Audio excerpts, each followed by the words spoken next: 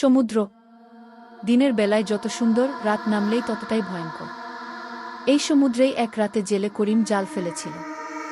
সে জানত না আজ রাতেই তার ভাগ্য লিখে রাখা আছে মৃত্যুর কালো কালি দিয়ে হঠাৎ কুয়াশার ভেতর থেকে ভেসে উঠল এক অদ্ভুত ছায়া। একটি পুরনো জাহাজ, যার গায়ে লেখা রক্তচন্দ্র।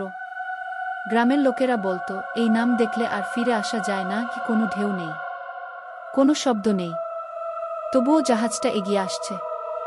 এ যেন প্রকৃতির নিয়ম মানে না যে ডেকের উপর দাঁড়িয়ে আছে তারা। মৃত নাবিক, চোখে আগুন, আর তাদের মাঝখানে অভিশপ্ত অধিনায়ক, যার মৃত্যু আজও অসম্পূর্ণ। নতুন আত্মা চাই, নতুন আত্মা। কি করিম চিৎকার করতে চেয়েছিল, কিন্তু তার গলা দিয়ে কোনো শব্দ বেরোল না। ভয় তার শরীরকে পাথর করে দিল, অন্ধকার ছায়া তাকে ঘিরে ধরল। আর ঠিক তখনই সমুদ্র আর আকাশ এক হয়ে গেল। পরদিন সকালে উপকূলে পাওয়া গেল শুধু খালি নৌকা, কিন্তু মাঝ সমুদ্রে আজও মাঝরাতে ভেসে ওঠে সেই জাহাজ রক্তচন্দ্র, নতুন আত্মার খোঁজে।